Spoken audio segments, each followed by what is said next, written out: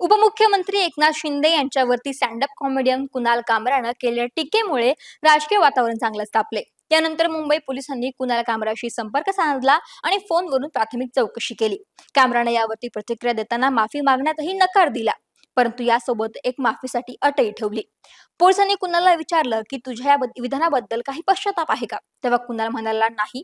त्यानं पूर्ण जाणीवपूर्वक हे विधान केले, त्यामुळे त्याला कोणताही पश्चाताप नाही. एवढंच नाही, कुणाच्या सल्ल्यानुसार स्टेटमेंट दिलं आहे का यावरती कुणाल म्हणाला की माझं बँक खाते तपासू शकता, मी कॉन्ट्रॅक्ट का घेऊ आणि मी मराठीत कोणताही शो केलेला नाही, मी हा कार्यक्रम हिंदीमध्ये केलाय, मी कुणाचीही सुपारी घेतलेली नाही.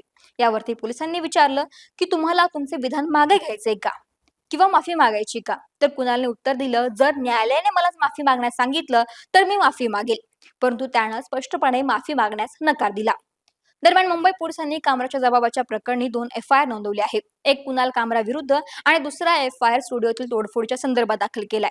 शिवसेनेच्या कार्यकर्त्यांनी कुणाल कामराने त्या स्टुडिओमध्ये व्हिडिओ शूट केला होता, त्या स्टुडिओची तोडफोड केली आहे. यानंतर स्टुडिओचा काही भाग बेकायदेशीर असल्याचं सांगत बीएमसीने ही स्टुडिओवरती कारवाई केली, तसंच त्याच्यावरती बुलडोझर चालवलाय. आता यानंतर कुणाल कामरा माफी मागणार का, हे पाहणं देखील तितकंच महत्त्वाचं ठरेल.